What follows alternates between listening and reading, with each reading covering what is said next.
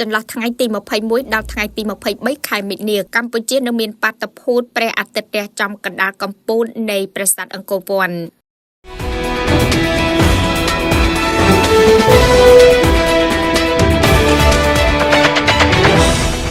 ក្រសួងទេសចរបានចេញសេចក្តីជូនដំណឹងមួយស្តីពីបាតុភូតព្រះអាទិត្យរះចំកណ្ដាលនៃប្រាសាទអង្គរវត្តឬហៅថាសមរិទ្រីប្រាសាទអង្គរវត្តដោយបញ្ជាក់ថាព្រឹត្តិការណ៍សមរិទ្រីនេះតែងតែកើតឡើងចំនួន2ដងជារៀងរាល់ឆ្នាំដោយលើកទី1គឺសមរិទ្រីរដូវប្រាំងដែលអាចកើតឡើងនៅចន្លោះថ្ងៃទី21ដល់ថ្ងៃទី23ខែមិនិនានាពេលវេលាម៉ោង